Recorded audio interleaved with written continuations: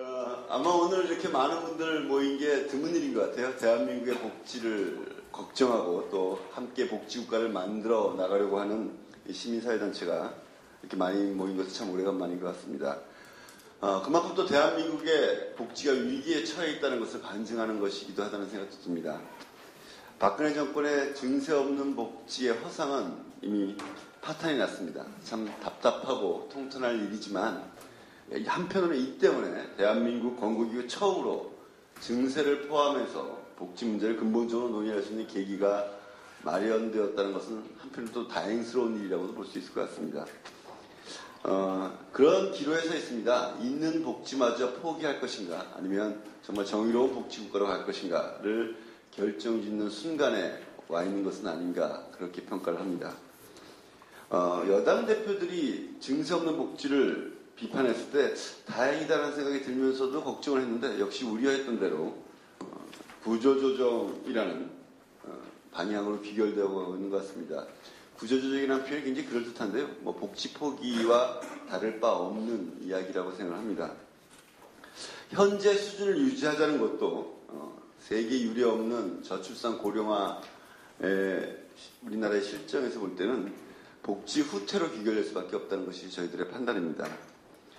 불공정 조세에 기반한 저부담 저복지에 주저앉아 있다라는 것밖에 되지 않는다는 판단이죠.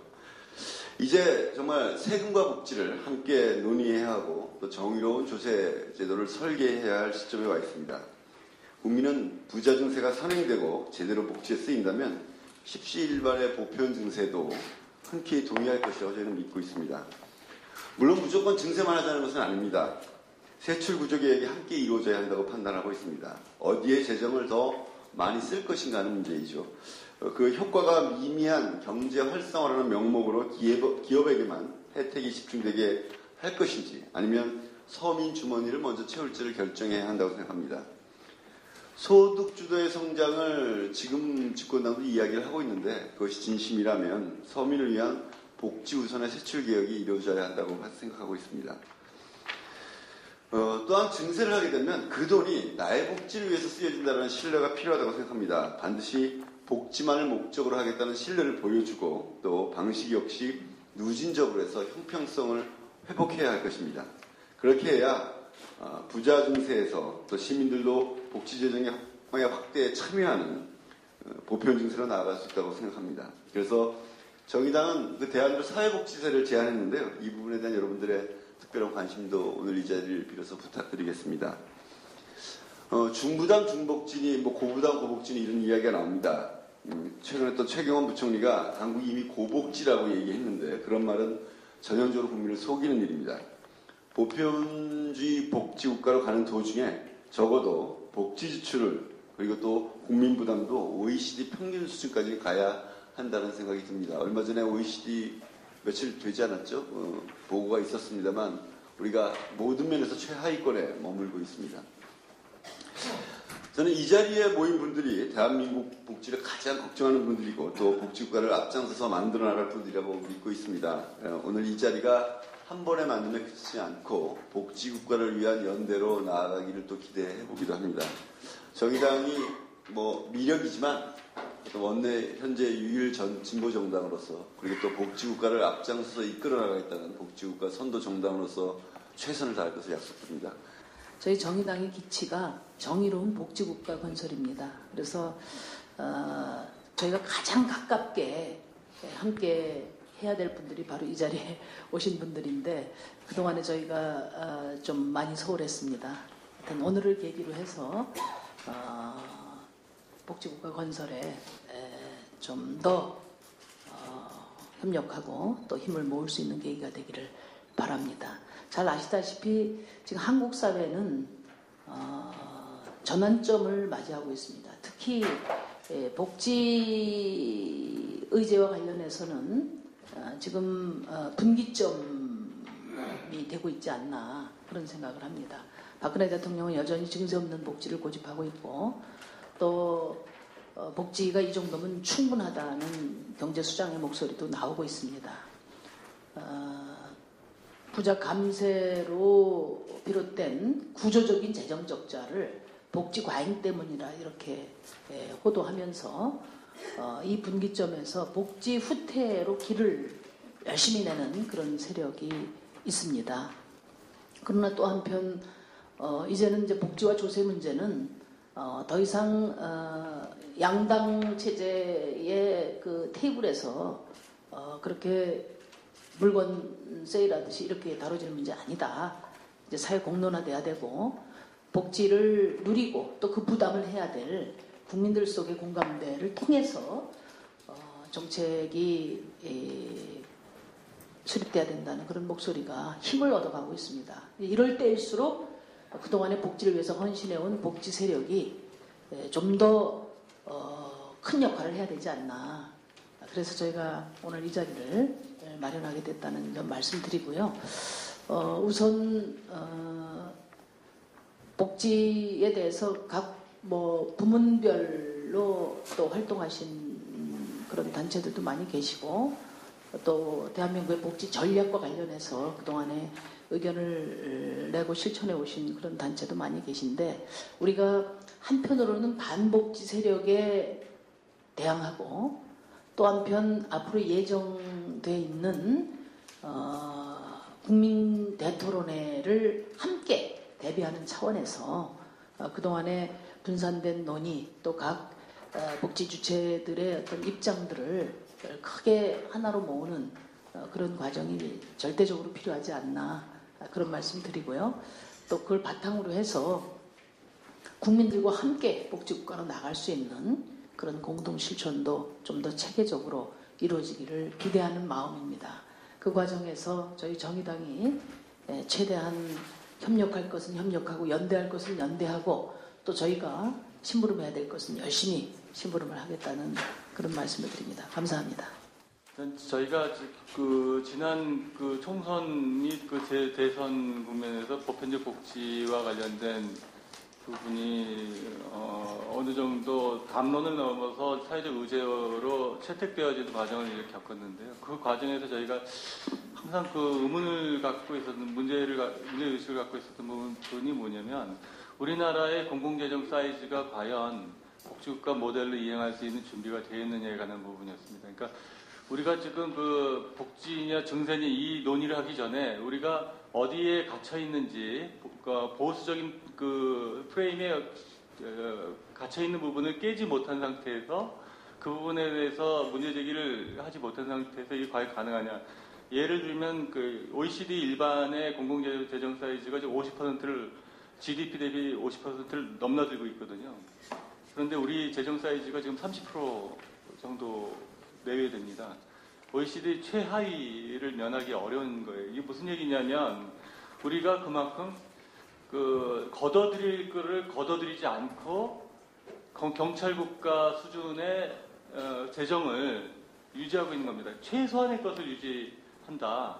그러니까 잔여적인 것 외에는 할 의지가 없는 국가 시스템을 갖고서 우리가 복지를 하겠다고 지금 달려들고 있는 형국이다라는 부분들을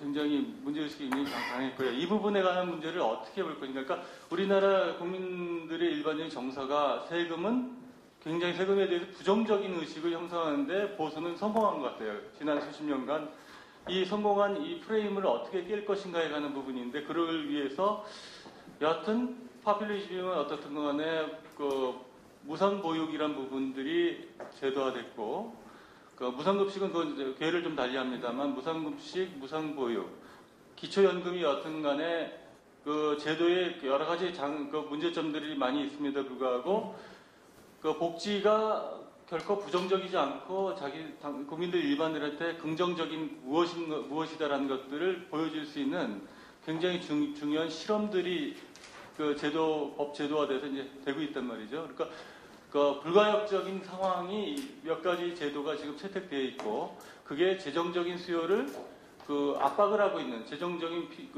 필요를 압박하고 있는 그런 상황이라는 것은 우리가 이제 공공재정 사이즈를 늘리는 데 있어서 굉장히 긍정적인 그런 기반을 형성한 거 아니냐라고 저는 개인적으로 판단하고 있고요. 그래서 그러면서 이제 일반 국민 정서가 증세 없는 복지가 얼마나 허구적이고 거의 그 치트에 불과한 것인지를 이제 깨닫기 시작하는 단계를 이제 접어든 것 같고요. 그래서 세원을 확대한다든지 재정지출 구조 개편 정도로 가지고 이루어질 수 있는 것이 아니고 이거는 재정 사이즈 자체를 키워야 된다는 보이지 않는 그런 의식이 지금 형성되어지고 있는 단계인 것 같아서 그 부분에 관해서는 우리가 그 보편 복지를 위한 증세와 관련된 기반이 확대되고 있다라고 볼까요? 그거의 저변에 깔린 건 연말 정산에 관련된 사회적 갈등하고 보험료 부가체계 개편과 관련된 일반 국민들이 현재의 정서들이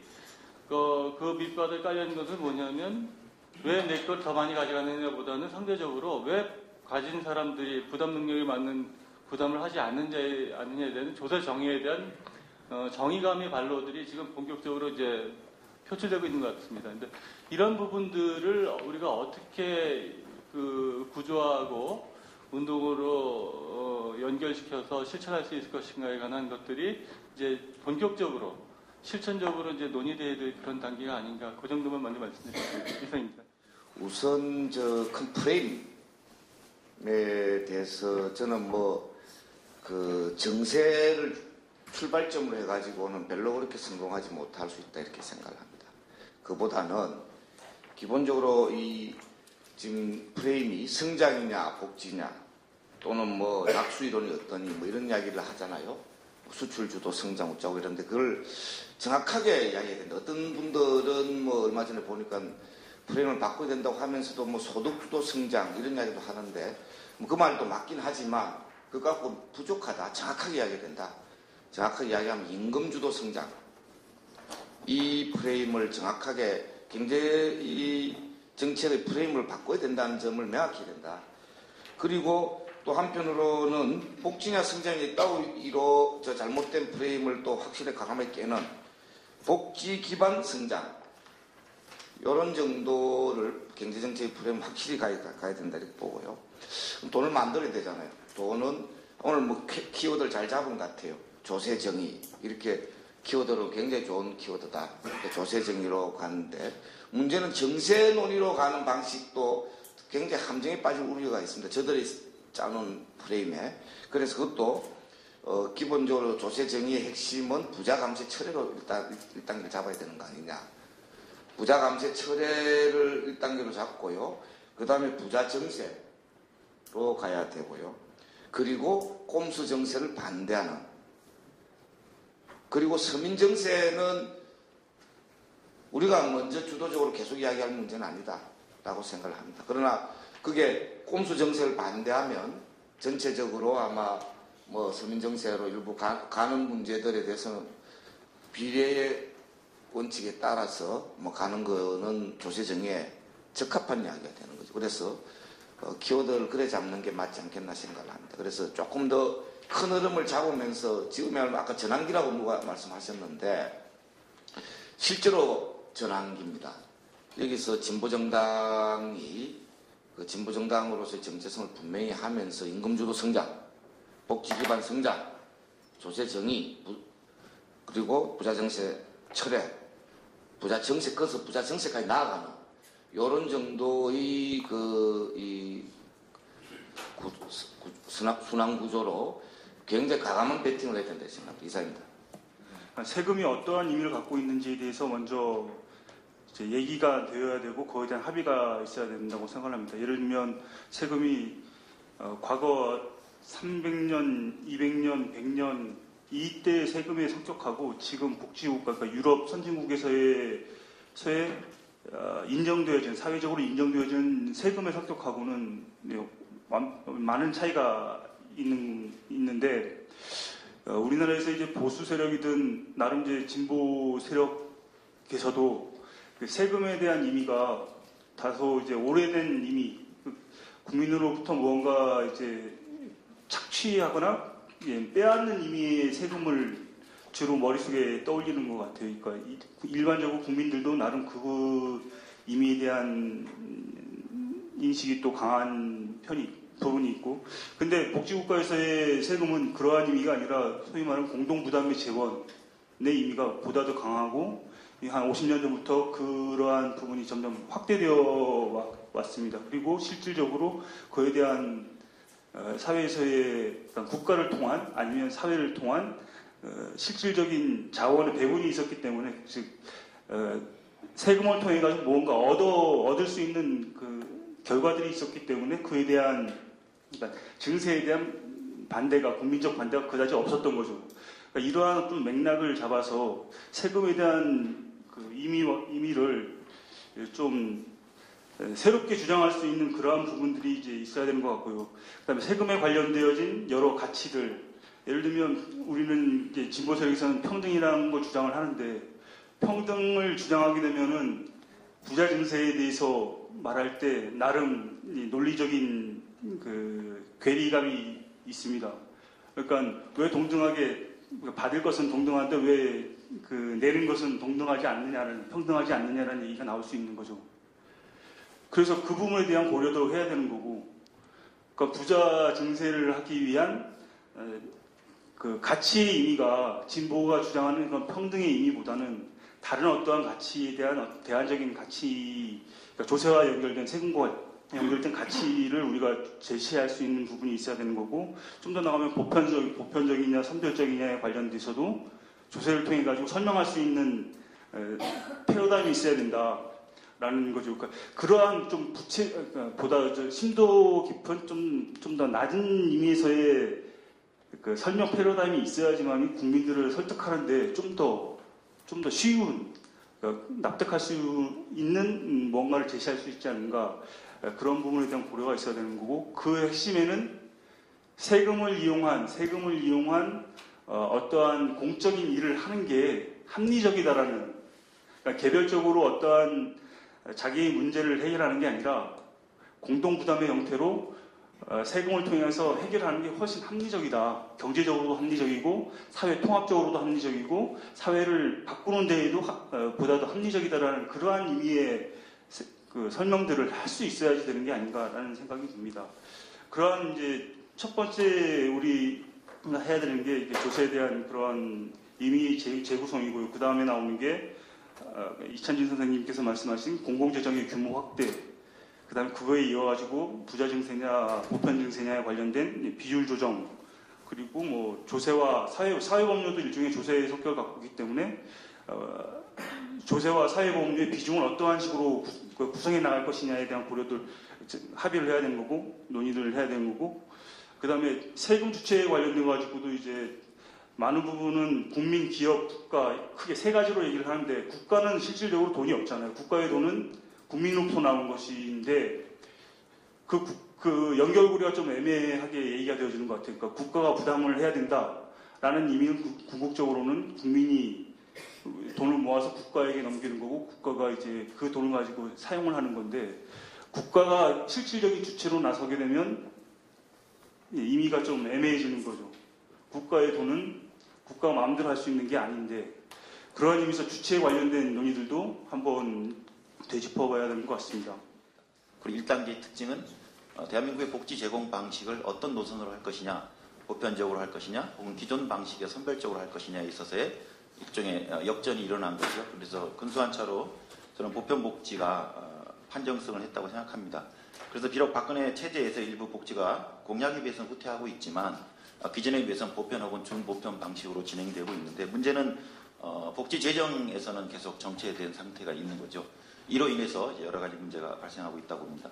그래서 올해부터 새로운 2단계라고 규정을 한다면 두 가지 쟁점이 조성되고 있다고 봐요. 하나는 저쪽에서 결국 보편복지를 공격할 때 이미 복지 체험이 진행되고 있기 때문에 급식이나 보편에 대한 직접적인 공격은 어렵다고 봅니다. 그런 면에서 이제 우회적인 공격이 바로 서비스 질이지요.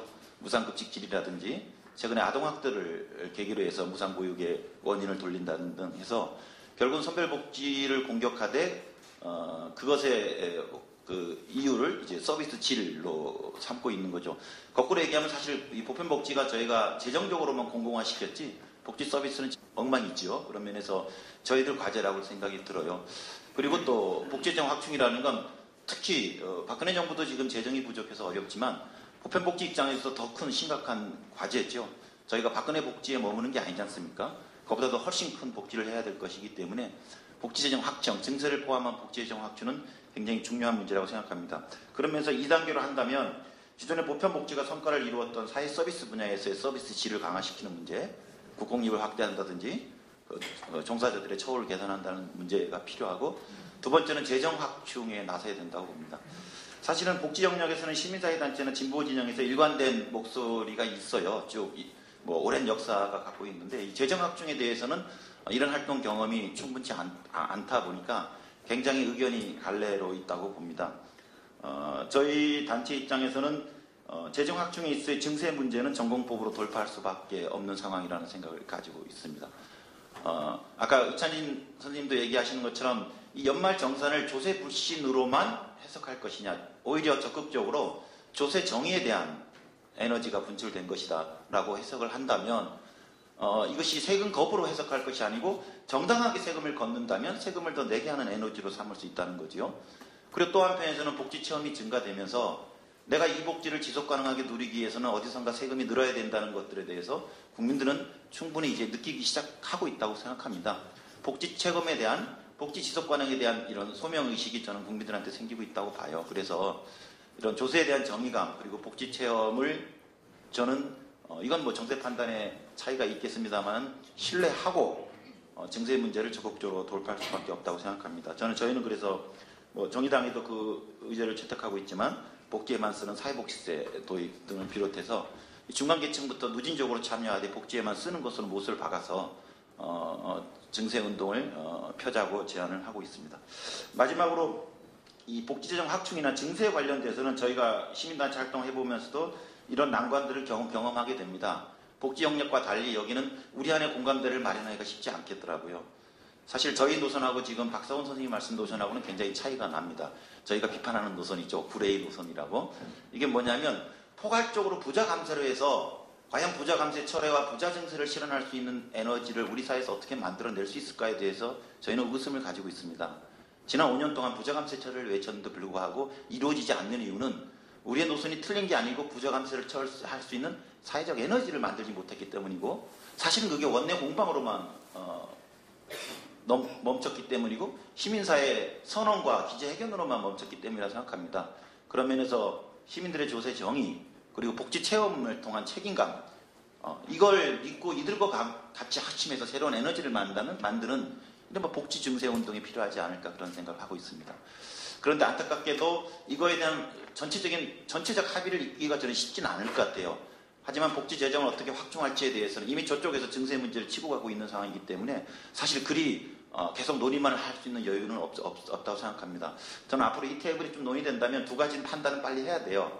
하나는 포괄적인 대응 기구로서 종합적인 공동 의제를 마련할 수 있다고 하면 저는 이 테이블에서 공동 대응이 필요하고, 그렇지 않고 여기서 계속 의견이 분분해서 오히려 공동 대응을 하는 데 있어서 시간 지체만 이루어진다면 각각의 단체들이, 공감대를 가진 단체들이 자기 의제를 가지고 활동을 하고 시민과 만나는 것, 그리고 그 속에서 실천 속에서 검증을 받으면 그런 검증받은 걸 존중해서 또 다시 또 큰 세력으로 모이고, 이런 의사 판단이 저는 올 상반기 내에는 좀 있어야 되지 않는가 그런 생각을 하고 있습니다. 민변에서는 최근에 이제 예산 낭비를 방지하는 것이 국민에게 조세에 대한 신뢰를 줄 수 있기 때문에 그 MB 자원외교 관련해서 형사고발을 한다든가, 재원 낭비를 아니면은 가리왕산에 대해서 지금 동계올림픽 시설을 3주 사용할 것을 하기 위해서 굉장한 재원 투입하고 있는 부분 중단하라는 주민감사 청구한다든가 그런 활동을 하고 있습니다. 근데 저희가 이제 복지를 위한 증세 관련 운동을 하면서 굉장히 요즘에 힘들다고 생각하는 게 다 지금 말씀하시는 것처럼 원하는 우리가 필요한 복지 사이즈에 비해서 재정 규모가 굉장히 작기 때문에 굉장히 많은 정도의 증세가 필요한데, 결국 모든 단체들이 지금 지출부터 줄여야 한다, 아니면 부자 증세를 먼저 해야 된다, 아니면 보편 증세를 해야 된다라고 주장을 하시지만 저는 우리 목적지는 같다고 생각합니다. 상당한 정도의 재정 사이즈를 아까 이찬진 위원장님 말씀하신 것처럼 늘려서 복지를 늘리자는 거 아닙니까? 그런데 이거를 여러 데이터를 보면 부자 증세만 가지고는 우리가 원하는 정도의 복지 재정 사이즈가 나오지 않습니다. 그래서 결과적으로는 보편 증세까지 가야 하는데, 그런데 문제는 아까 말씀드린 것처럼 국민 여러분들 중에는 고민점이 이제 이미 이러한 정도에 나아가신 분이 있고, 그러지 않으면 나는 국가 못 믿겠으니까 세금 못 내겠다. 나는 사보험이나 들란다. 하시는 정도에 아직 머물러 계신 분이 있고 여러 가지 뒤죽박죽이 한꺼번에 진행되는 상황이기 때문에 그 복지 논의가 나온 뒤에 국민 여러분들의 그 고민 수준이 여러 개가 혼재되어 있기 때문에 굉장한 정도의 조세 저항이 있다는 거죠. 그래서 저는 우리가 원하는 목표 지점까지 가기 위해서 지금이야말로 정말 우리가 전략을 잘 짜서 영리하게 증세 운동을 해야 되지 않을까 생각을 하는데요. 좀 더 구체적으로 말씀을 드리면 일단 지금 정부가 진행하고 있는 증세 방향에 대해서 반대하지 말고 저는 잘한다, 잘하는 건 잘한다라고 과감하게 얘기를 해야 되지 않나 생각합니다. 예를 들면 정부에서 지금 한 소득공제, 연말 소득공제는 중산층 증세였죠. 그리고 담배세 올린 건 서민 증세입니다.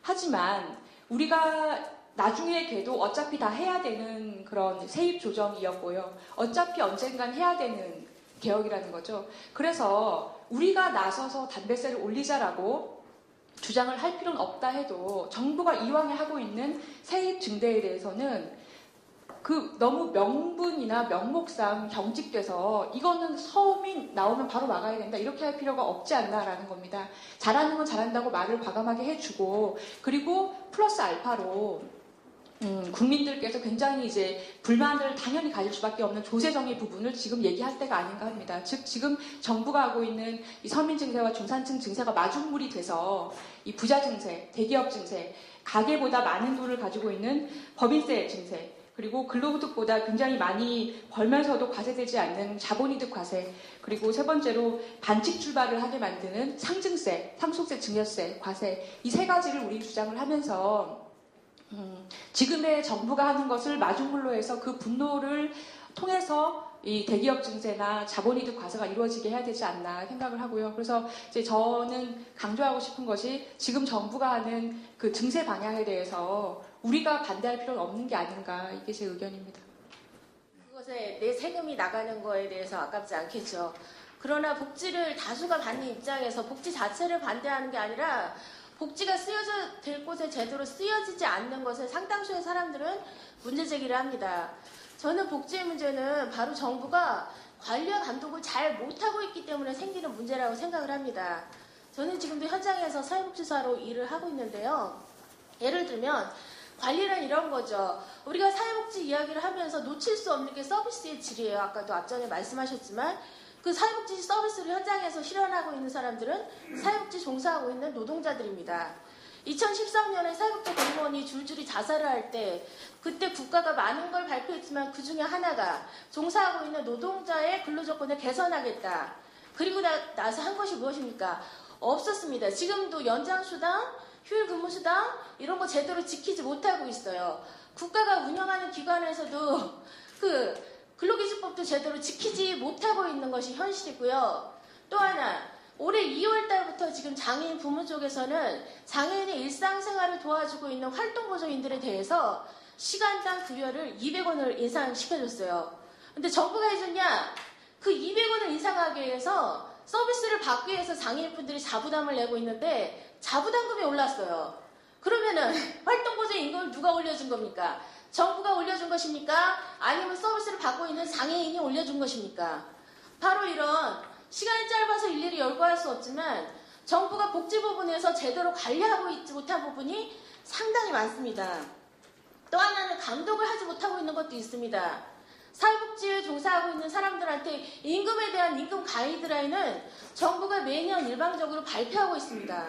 그런데 그 임금 가이드라인을 정하는 사람의 당사자, 사회복지 현장에서 일하고 있는 당사자들은 전혀 자기의 소리를 내지도 못하고 있고 반영하지도 않고 있고 정부가 일방적으로 발표를 하는데 그나마도 강제성이 없습니다. 보다 좋은 근로조건을 따라서 지역으로 옮겨가는 현상까지 빚어지고 있습니다. 이런 정부의 관리와 감독이 제대로 되고 있지 못하기 때문에 우리가 사회복지 안에서 아직도 곳곳에 제대로 실현되지도 못하고 있는데 증세를 해야 된다 이런 얘기를 한다면 누가 여기에 맞다고 하겠습니까? 그러나 저는 반대하는 것은 아닙니다. 내가 받을 수 있는 복지라면 돈을 조금 더 내서라도 증세를 해서라도 내가 받을 수 있다면 좋겠죠. 올리는 거에만 연연하지 말고 아까 장애인 활동보조 임금 말씀드렸지만 정부가 올리는 것이냐 서비스를 받는 사람이 올리는 것이냐 정부에서 이제는 관리와 감독을 철저히 하는 그런 것이 전제되지 않는다면 의미가 부족할 것 같습니다. 그래서 아마 포괄적 고민을 하는 단체 중에 하나로 여기에 와 있는 것 같습니다. 그래서 저희들은 이제 이걸 하기 위해서 좀 일반 시민들 대다수인 조합원들이 좀 함께 할 수 있는 좀 활동들을 만들어 나가고자 하고 그러한 정보들을 좀 얻기 여기 참여를 했고요. 실제로 앞에서도 말씀하셨지만 일반 시민들은 세금을 잘 모릅니다. 저도 이번에 연말정산 파동을 겪으면서 세금이랑 다시 한번 봐야겠다라는 그런 생각을 할 정도로 무지했던 게 사실이었고 또 한편으로는 정부가 알아서 잘하겠거니라는 얄팍한 믿음도 있습니다. 그렇지만 전반적으로 세금에 대한 부분들은 긍정적이기보다는 좀 부정적인 인식들이 강한 게 사실이고 잘 모르는 것도 사실인 것 같습니다. 그렇지만은 이제 의무급식의 예를 들어본다면 많은 이제 시민들이 국민들이 내가 추가 부담을 하더라도 급식의 질 또는 의무급식 확대에 대해서는 긍정적인 평가를 하고 있는 것처럼 복지에 대해서도 이미 보편적 복지라는 것들은 이미 인식을 하고 있고 일부는 복지에 대한 혜택들을 받고 있는 경우 이미 받아봤기 때문에 그거에 대한 생각들은 굉장히 긍정적일 것 같다는 생각이 들고요. 그렇다라고 하면은 이미 복지에 대한 긍정적인 반응들을 보이는 국민들에게 좀 보다 정확하게 국민들이 정말 뭘 원하고 있는지 어떠한 복지를 원하고 있는지를 좀 파악을 해야 되고 또 이러한 것들을 국민들과 좀 합의하고 공유하는 부분들이 필요하지 않을까 싶습니다.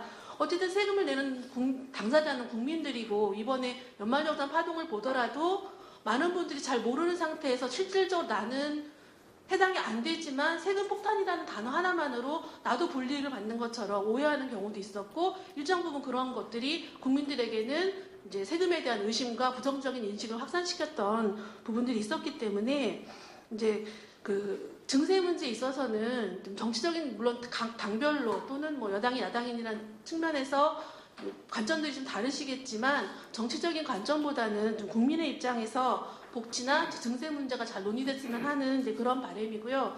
저는 협동조합의 조합원의 한 사람으로서 협동조합이라는 건 그렇잖아요. 개인이 혼자서 풀 수 없는 문제를 함께 했기 때문에 해결될 수 있다는 거 이미 경험한 사람들이고 많은 시민들이 이런 경험을 했으면 좋겠습니다. 그리고 복지도 비슷한 거죠. 내가 경험을 했기 때문에 함께하면 더 나은 복지를 얻을 수 있겠다라는 그런 신뢰와 믿음이 함께 해야만 복지의 확대 또는 도세 정의, 증세 이런 부분에 있어서도 국민적 합의가 있지 않을까 생각을 합니다. 네, 그런 그 자리에 정당과 청년위원회 그리고 정부 기관이라든지 지자체에서도 참여를 해서 청년 복지에 대해서 많은 논의를 해주셨는데 사실 그 자리에서도 저희가 문제 제기를 했던 부분이 재원 마련에 대한 부분은 전혀 언급이 없었다는 부분이었어요. 네, 근데 요즘 들어서 증세 논의가 활발하게 이루어지고 있고, 또 복지 확충이 되어가면서 사람들이 복지에 대한 인식도 활발하게 이루어지고 있는 것 같은데 사실 저희들은 국민들이 지금 선별복지와 보편복지에 대해서 정확하게 인식을 갖고 있는가에 대해서도 사실 의문의 여지가 많이 있는 부분이라고 생각을 합니다. 일단 보편복지라고 했을 때는 그냥 퍼주는 복지, 무상으로 제공하는 복지 이런 식의 접근이 가장 많이 되고 있는 것 같고 사실 권리 차원에서 접근이 이루어져야 함에도 불구하고 복지가 권리다라는 인식은 아직 우리 사회에 좀 확실하게 그렇게 자리 잡고 있는 것 같지는 않습니다. 더군다나 또 이제 사각지대라고 하면서 복지 사각지대가 발생하고 어려운 사람들도 복지 혜택을 제대로 받지 못하고 있는데 이런 것들을 보편적으로 확장하면서 재원 마련 문제도 불거지고 있고 또 이 가운데 서민들이 증세에 참여를 해야 되는데 지금 당장 나의 삶이 어렵고 또 증세로 나아가기까지는 아직 좀 저항이 강한 것이 아닌가라는 생각이 듭니다. 그런 측면에서 또 보수 쪽 정당이라든지 이제 보수 진영에서는 다시 선별복지로 가야 하는 것 아니냐라고 하면서 이제 후퇴 움직임까지 보이는 거라고 저희는 생각을 하는데요. 그래서 이런 움직임을 바탕으로 정말 무상급식이 완전히 없어지진 않겠지만 70% 그렇게까지 후퇴할 가능성은 있지 않나 그래서 지금 복지 확대 같은 경우에는 현재 시행되고 있는 복지 제도를 잘 시행될 수 있도록 피드백 과정을 강화해서 그것을 견고하게 만들어가는 가운데 또 보편적으로 나아갈 수 있는 부분에 대해서는 국민들의 동의를 바탕으로 좀 점차 확대해 나가는 것이 필요하다고 생각을 하고요. 또한 이 가운데서 지속 가능한 복지라는 것이 재원 마련을 이야기하지 않고는 불가능하다라는 인식을 사람들에게 심어줘야 되는 것이 아닌가라는 생각이 듭니다. 그래서 지금 당장은 서민 증세라고 하면서 정부에서 내세우고 있는 그런 증세 방안들이 상당히 국민들로 하여금 조세 저항을 불러일으키고 있지만 지금 당장 또 이제 국회라든지 중산층이라든지 이런 사람들의 힘을 얻어서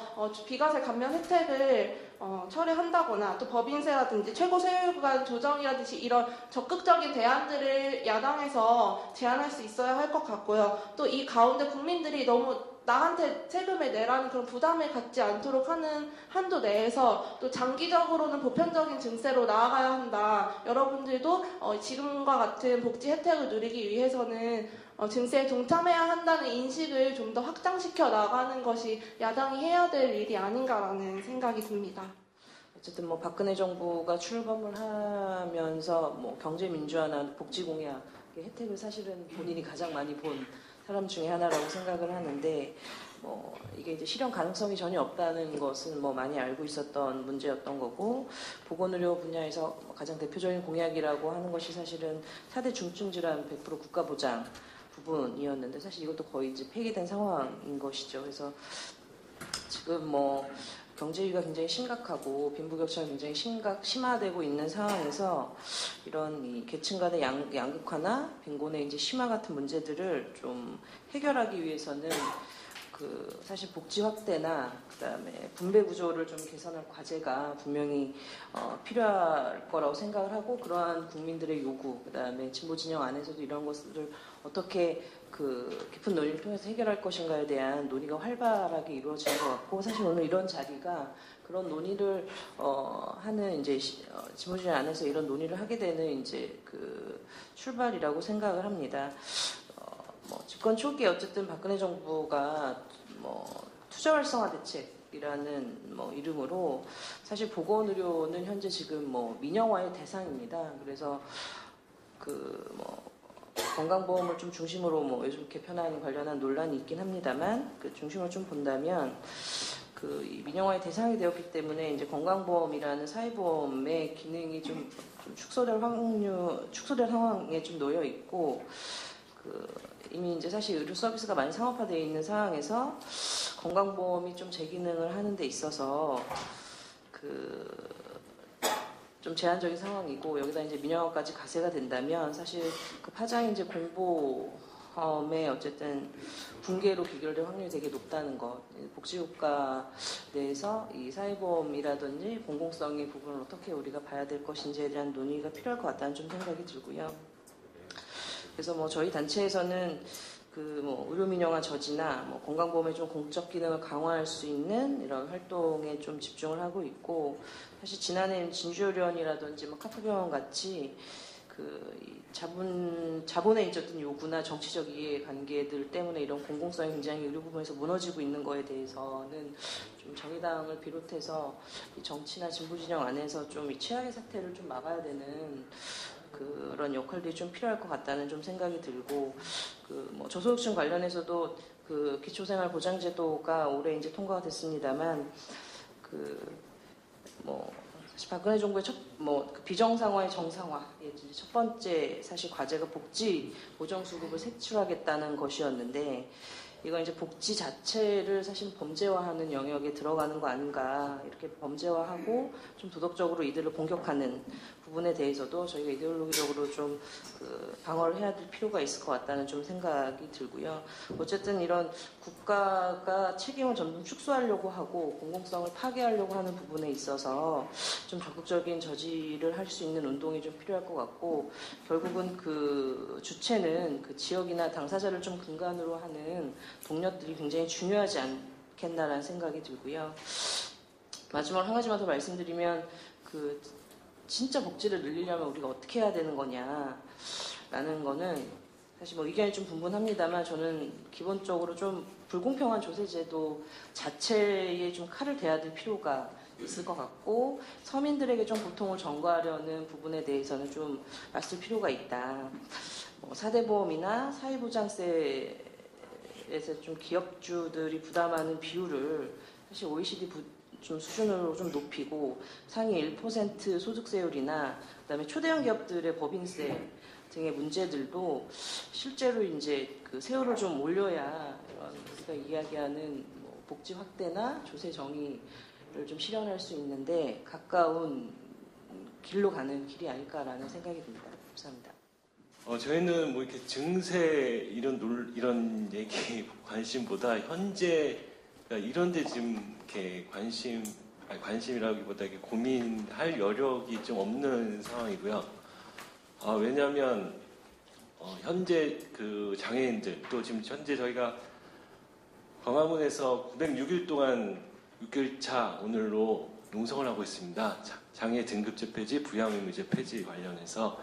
근데 이러한 문제들이 기존에 뭐 예산이 없어서 뭐 이런 이유가 아니라 기존에 있는 예산조차도 장애인들에게 또는 수급자들에게 최저 생활에 처지에 놓일 수밖에 없는 사람들에게 배분되지 않은 문제 이런 것들에 대한 좀 고민들이 더 많이 있고요.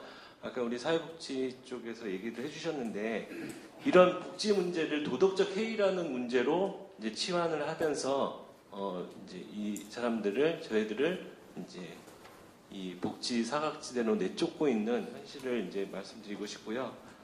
그 아까 예를 들었듯이 그 장애인들이 활동보조 서비스 받는데 최대 23만 원이라는 자기 부담금을 내야 됩니다.